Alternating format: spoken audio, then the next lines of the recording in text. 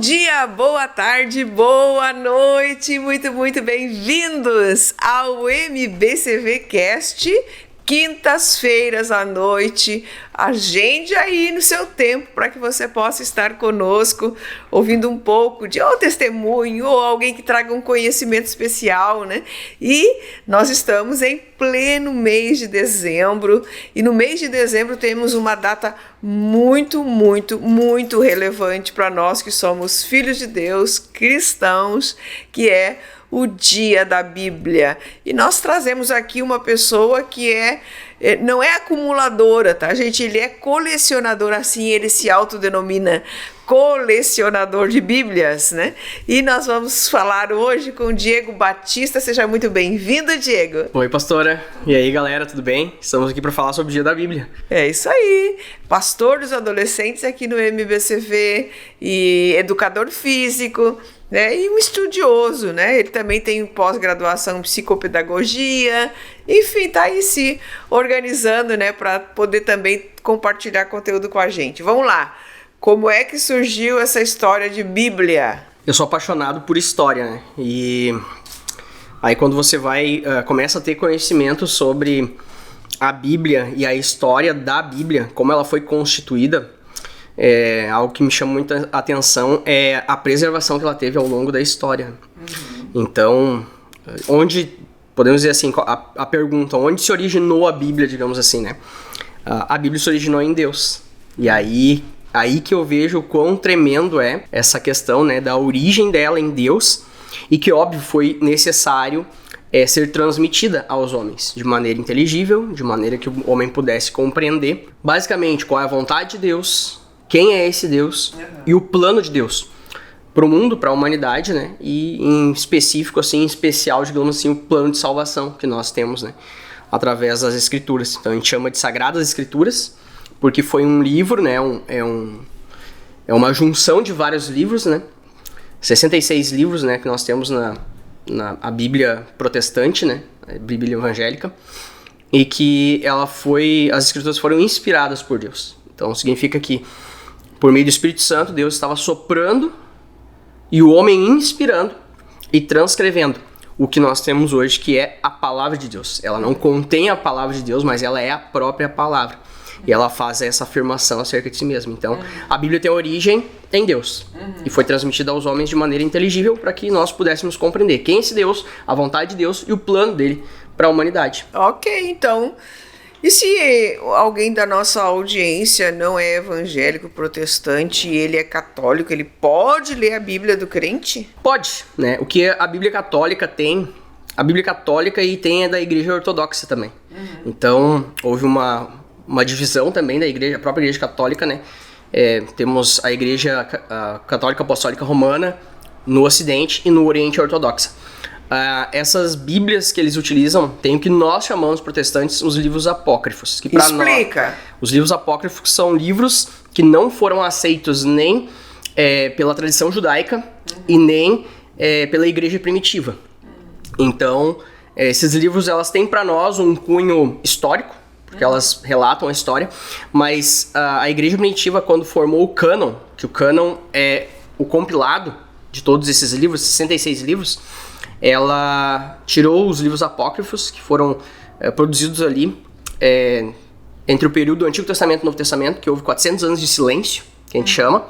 Então, eles foram produzidos naquele meio, só que eles não são considerados livros inspirados por causa do seu conteúdo. Então, vale ressaltar também, né, como é que nós sabemos que o cânon bíblico que nós temos hoje, que é a junção de todos esses livros, ele é inspirado, foi usado alguns procedimentos.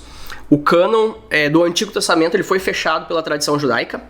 Então, os homens daquele tempo, né, chegaram em comum acordo de que esses livros eram inspirados pelas suas histórias, né, e por aquilo que falava sobre Deus. E o Novo Testamento foi fechado pela igreja primitiva. Na verdade, ele veio depois de 350 depois de Cristo, que ele foi realmente num concílio, juntado todos os livros e fechado, digamos assim, e eles levam um processo. Qual que é o processo? O primeiro deles é que esses livros deveriam ter sido escritos pelos próprios apóstolos ou companheiros deles, que não entrassem em divergência com o Antigo Testamento, ou seja, eles não podiam dizer o que o Antigo Testamento dizia, e deveria ter sido aceito pela igreja, né, como um todo, pela igreja daquele tempo. Então esses 3 pontos são considerados válidos para que ele entre dentro do cânon bíblico da Bíblia reformada. Então os livros apócrifos, eles são adicionais na Bíblia católica ou ortodoxa.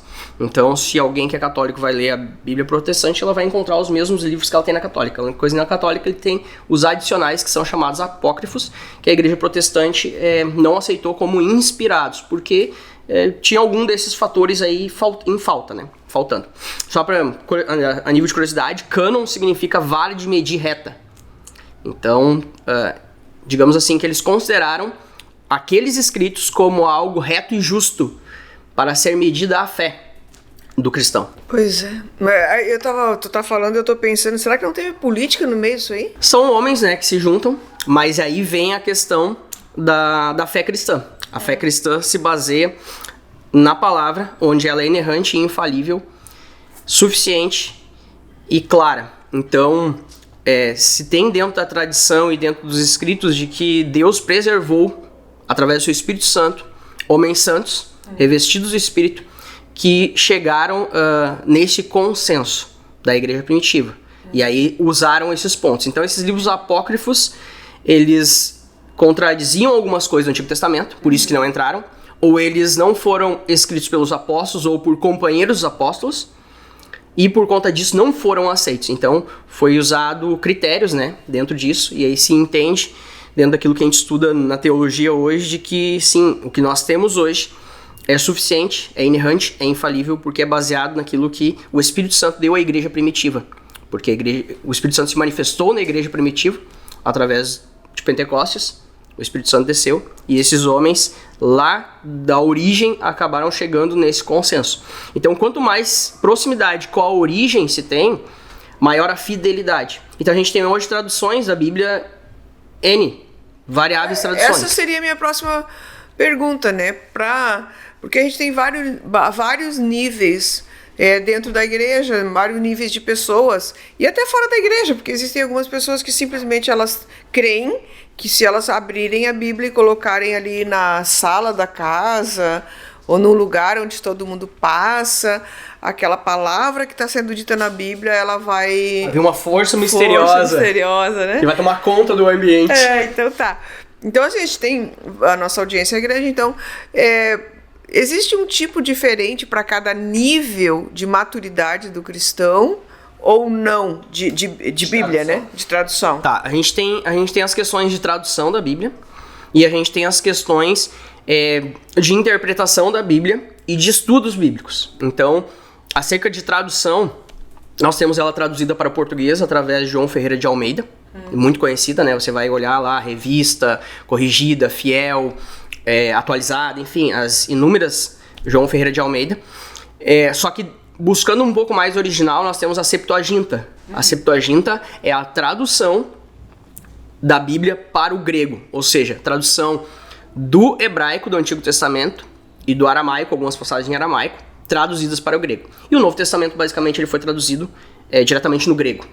E aí, a partir dessa Septuaginta, nós temos outras traduções para outros idiomas. Assim como o cristianismo foi avançando para outros países, outros lugares, ela precisou ser traduzida dessa Septuaginta do grego para os seus idiomas. Nós temos também a Vulgata, que é muito utilizada também, que é a tradução para o latim.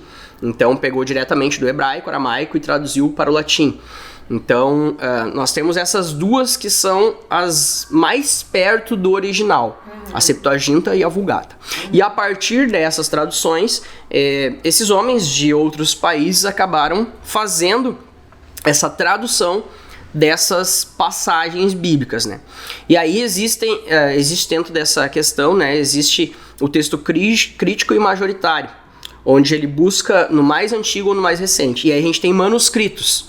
Então hoje no Novo Testamento existem mais 5.000 manuscritos que chegam perto do original, que datam lá de 30 depois de Cristo. Ela é muito perto do original. Então, a gente poderia dizer que o Novo Testamento ele ele tem uma possibilidade de ele ser mais autêntico do que o Velho Testamento. Pela questão de escritos mais antigos, sim.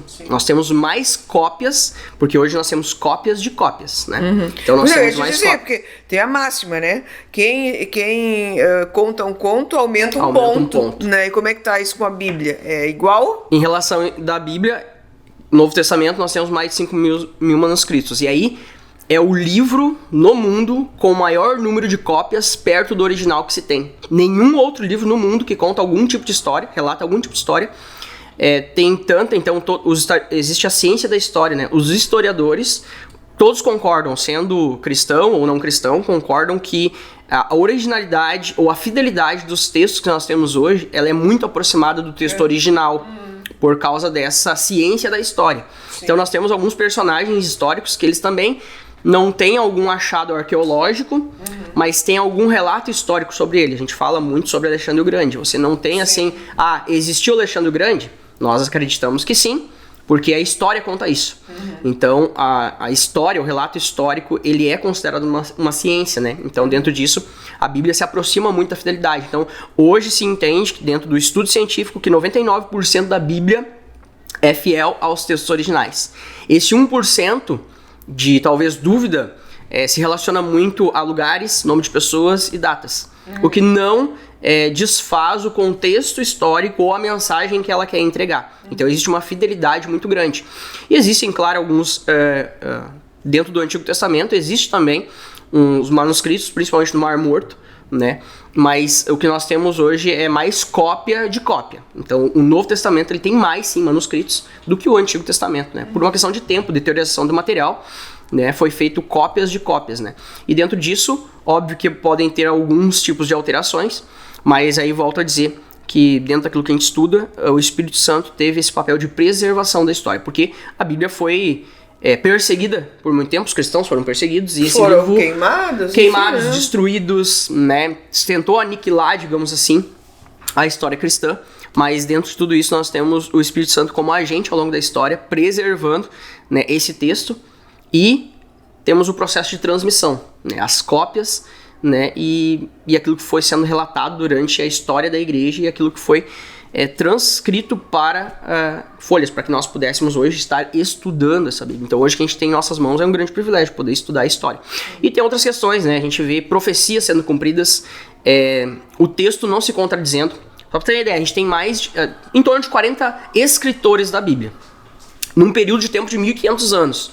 Então se fosse talvez uma coisa inventada ou criada por um homem, para que isso seria impossível, porque é um período de 1500 anos sendo escrito. O texto mais antigo data de 3500 anos atrás, o texto mais recente data de 1500 anos, então são 3500 anos aí, 2000 anos na verdade, são 1500 anos de compilado histórico, com pessoas diferentes, estados sociais diferentes, profissões diferentes, em lugares diferentes.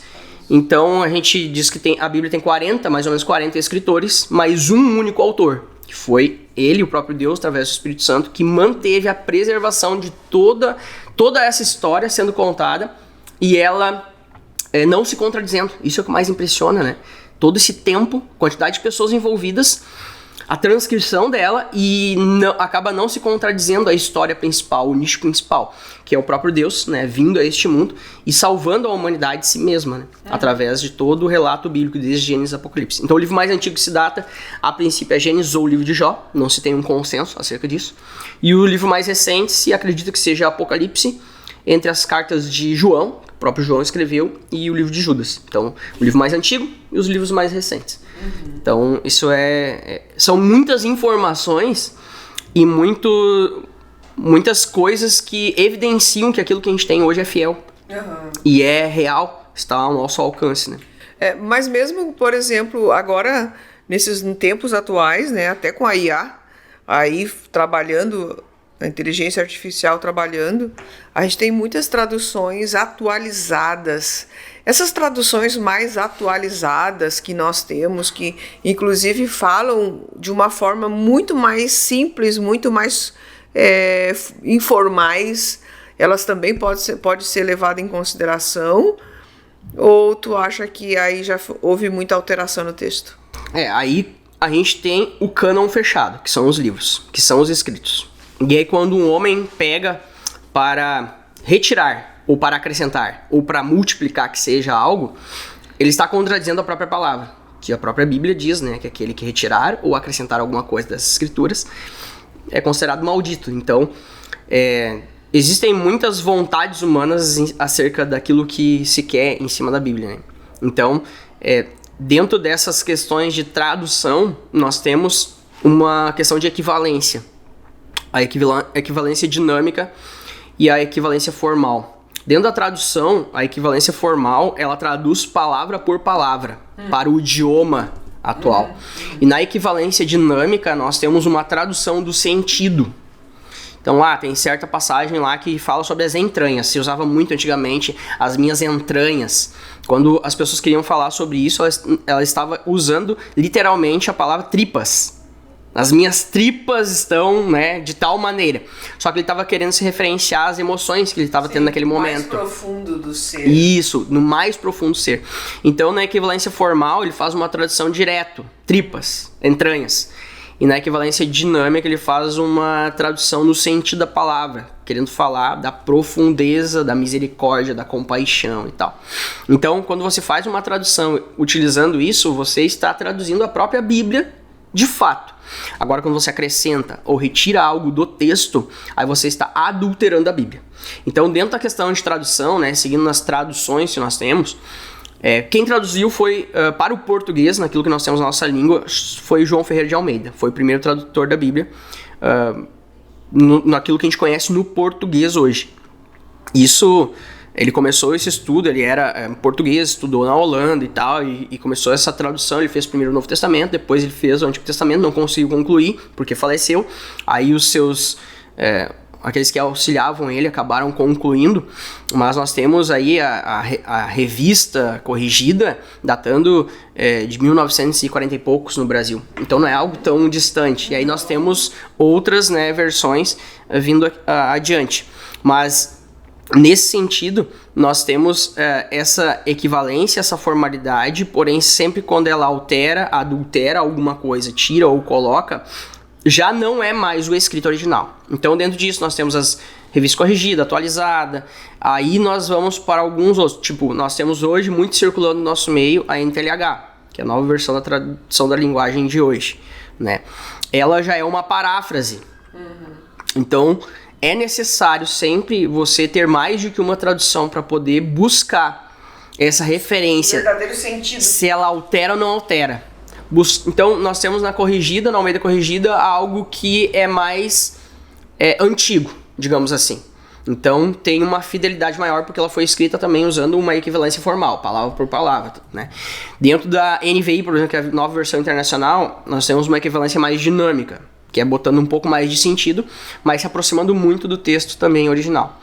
A NTLH, ela já pode ser considerada uma paráfrase, que é uma adição, né? Ela não perde o sentido bíblico, mas é uma adição. Nós temos a outra, a Viva, a Mensagem, que tudo são paráfrases. Então, ela já tem uma exposição muito mais dinâmica, extrema dinâmica, do que outras. Então, o bom é sempre usar mais do que uma tradução. Eu até trouxe algumas bíblias aqui. Mostra aí pra gente, fala como é que tu conseguiu, de onde é que vieram essas bíblias. Bom, a minha primeira, quando eu entrei na igreja, né, foi uma católica. Eu não tenho ela aqui, eu esqueci ela em casa, mas foi uma católica, onde tem os livros apócrifos. Então eu posso usar ela para estudar esse contexto histórico dos livros apócrifos, né? Aí depois, quando eu comecei a estudar, comecei a me interessar mais, eu peguei essa daqui, que é a NTLH. Porque eu achava a leitura dela muito mais fácil. Só que ela não é João Ferreira de Almeida, ela é NTLH. Ou seja, alguém pegou João Ferreira de Almeida, de outros lugares, para fazer essa tradução. Então eu digo que ela é uma linguagem mais despojada. Se assimila muito àquilo que a gente tem enquanto linguagem coloquial nos dias de hoje. Aí depois eu comprei essa Thompson, que também ela busca aqui João Ferreira de Almeida para a sua tradução, a edição contemporânea revisada, Porém, este homem, Thompson, que é um arqueólogo, ele acrescentou, com a Bíblia de Estudo, ele acrescentou estudos, questões arqueológicas, de contexto, introdução dos livros. Então a Bíblia de Estudo tem esse detalhe, que ela é muito boa para te contextualizar acerca do autor, quem escreveu, para quem escreveu, e outros elementos de estudo, um contexto. Então, Thompson fez um apanhado sociocultural histórico e fez os seus comentários dentro da Bíblia de Estudo. Essa aqui, NTLH, também é uma Bíblia de Estudo. Então as pessoas que fizeram ela também fizeram algum tipo de estudo em cima dela. E depois eu acabei pegando a NVI, que eu encontrei um meio termo, digamos assim, para mim, entre a mais despojada e a linguagem mais antiga, digamos assim. Então nela eu encontro um meio termo entre as duas. E se eu tenho alguma dúvida, eu recorro a essas traduções diferentes. Por último, eu ganhei essa daqui, que eu gosto mais, que daí é uma Bíblia de Estudo também, mas acerca de pregação expositiva, que é um contexto dentro da Igreja Protestante acerca da leitura, exposição e aplicação da palavra, que aí ela também tem estudos, só que estudos na linha expositiva. Por exemplo, tem essa outra aqui, que é NTLH, porém ela é de esporte. Então ela vai trazer algum conceito sobre esporte. Ela vai sempre trazer uma referência a algumas passagens bíblicas sobre esporte. Então quando a gente vai pegar a tradução é uma coisa. Quando a gente vai pegar estudo, é outra coisa. Então alguém pode, você pode pegar a João Ferreira de Almeida e querer colocar os seus comentários dentro dela. E entrar em contato com a Sociedade Bíblica do Brasil, pegar esse material, entrar em contato com uma editora e fazer os seus comentários em cima daquilo. A minha Bíblia. A tua Bíblia. Yeah. Aí é que vem o grande detalhe.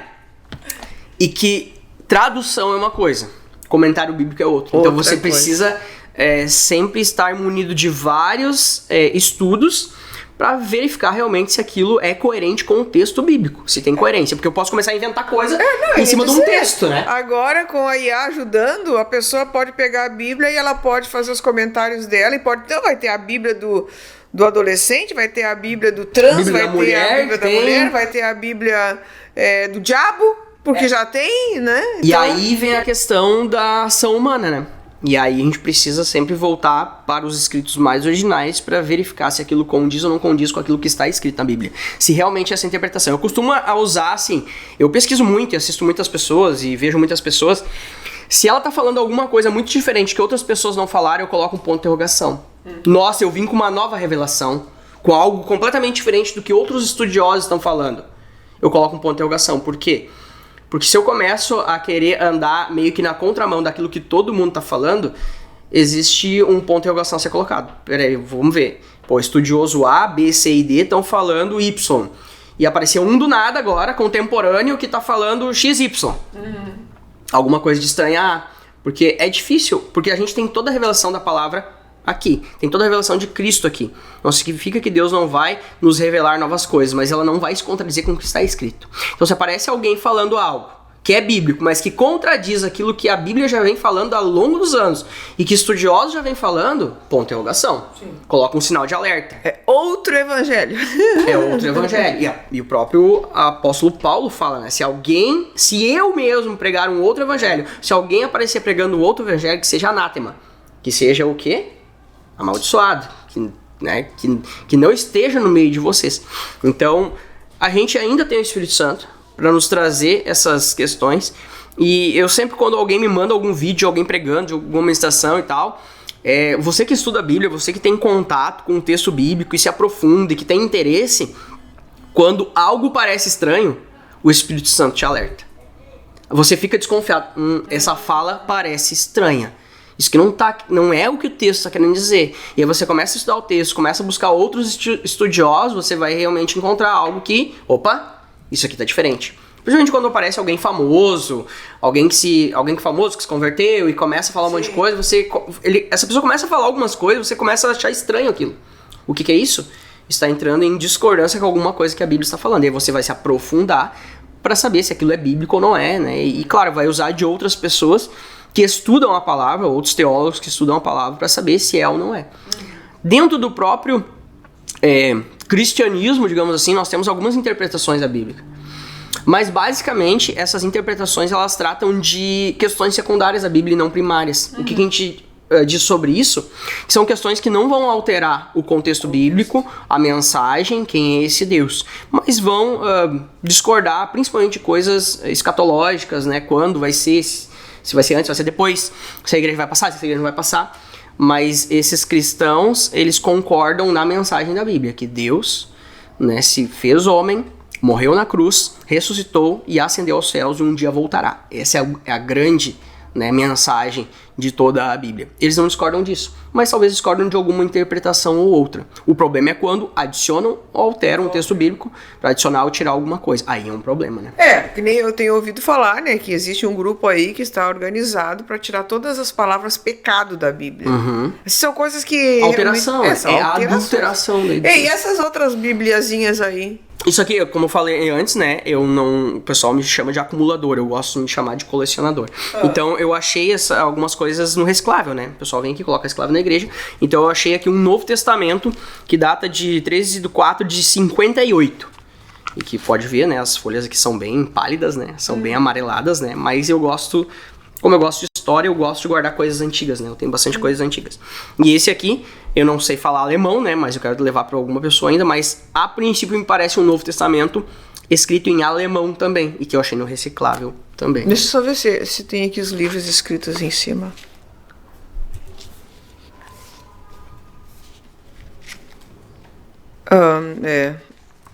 Não dá pra ver o que é que tá escrito aqui mesmo. Não Por tem isso, como pegar saber. alguém que fala alemão pra poder fazer uma tradução, pra ver se realmente é, mas tem uma cruz na frente, atrás e na lateral tá escrito Christi, então parece, né, aparentemente parece... Nashville Christi.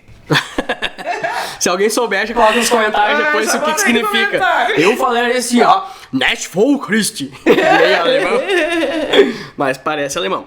Nós temos aqui também, o que a gente conhece bastante, a Sociedade Bíblica do Brasil distribui gratuitamente o Novo Testamento, né? Tem. Distribui, né, gratuitamente. Então, nós temos o Dia da Bíblia, né? A gente tá falando sobre o Dia da Bíblia. Nós vamos ter agora também, em Novo Hamburgo, no dia 9, um evento para comemorar e celebrar o Dia da Bíblia. O que se faz no Dia da Bíblia, né? A gente pode fazer um culto especial, alguma celebração pública, né? Esse evento, ele foi...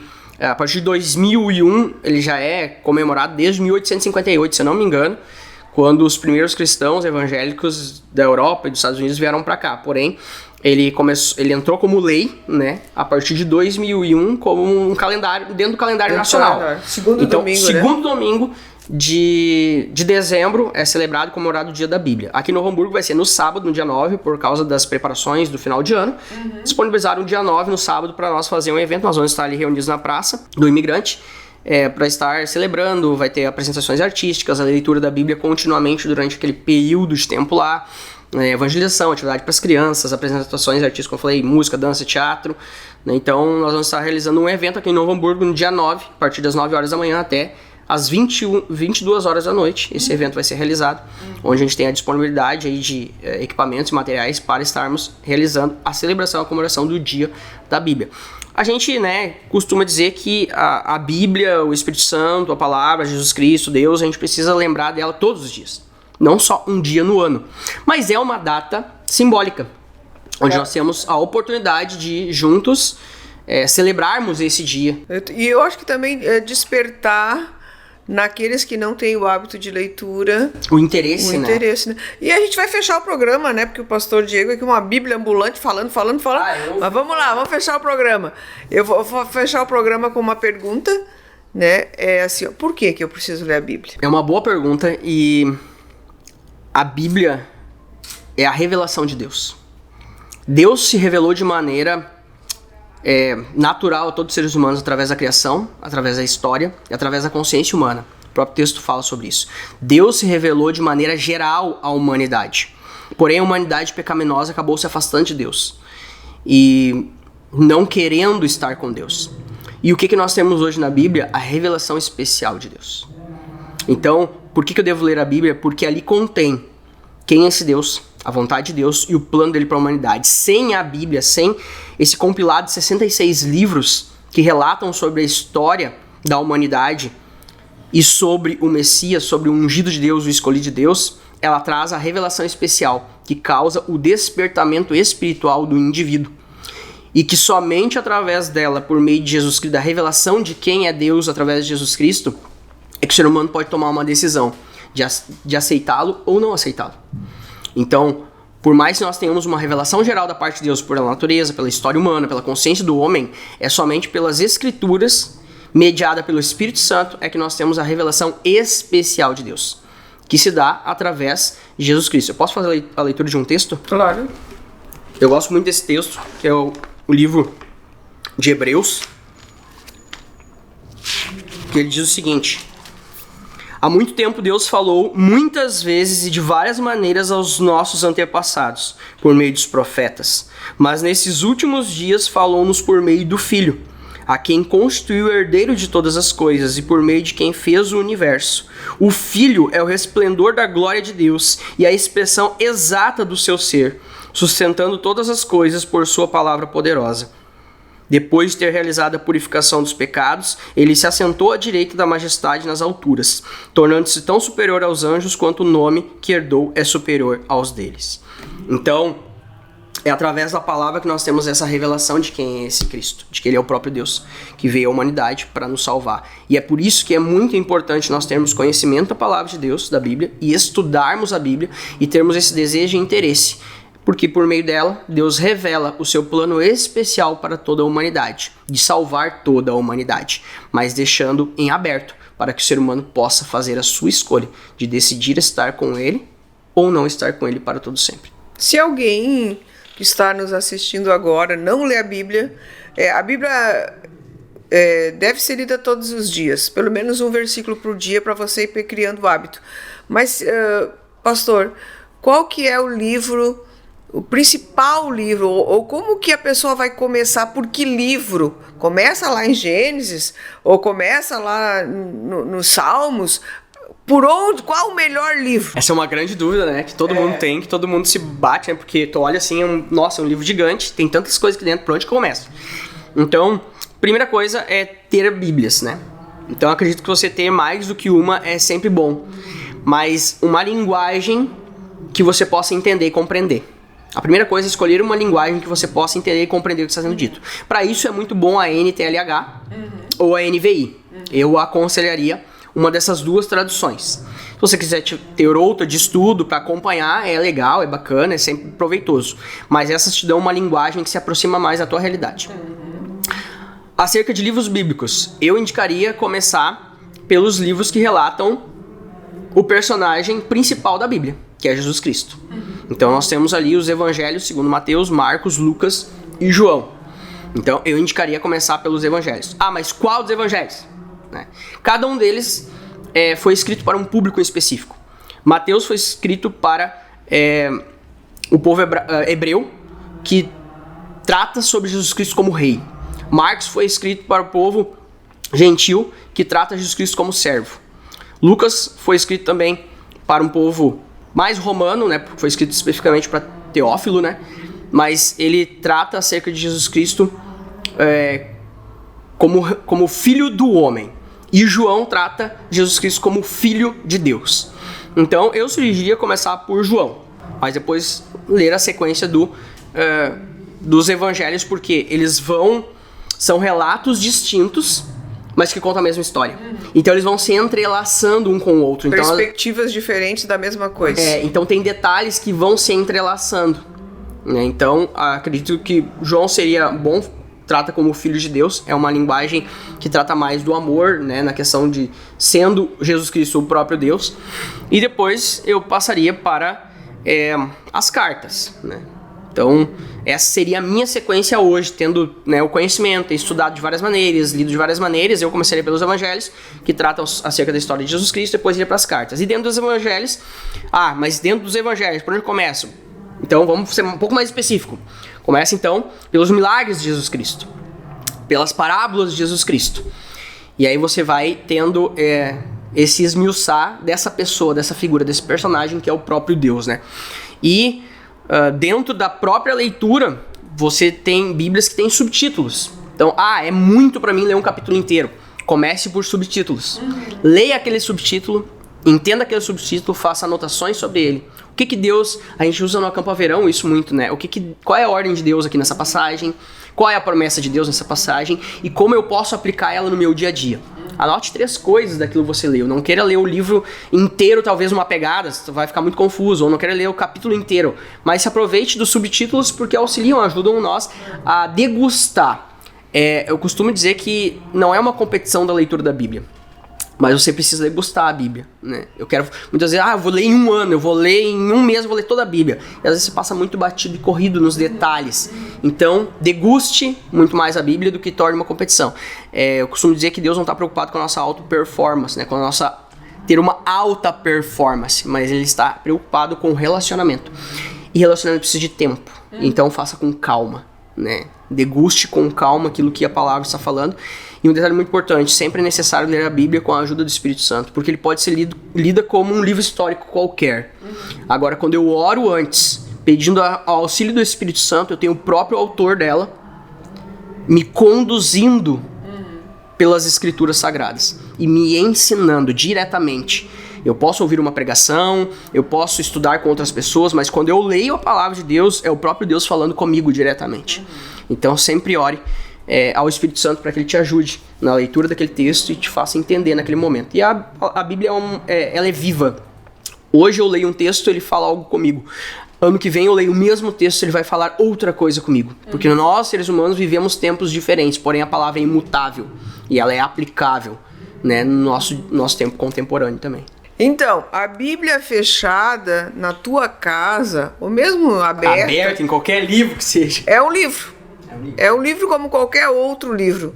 Mas ela lida, compreendida, ela se torna viva, né? Então que você possa, nesse dia da Bíblia também, valorizar a palavra que Deus deixou para que nós pudéssemos aprender a viver. Muito obrigada, pastor, pela tua presença aqui, por todos esses ensinamentos. Poderíamos ficar mais algum tempo falando, né? Mas o tempo é curto, mas o principal, leia a Bíblia e aplique ela na sua vida. Amém. Ok. Até mais, gente. Deus abençoe.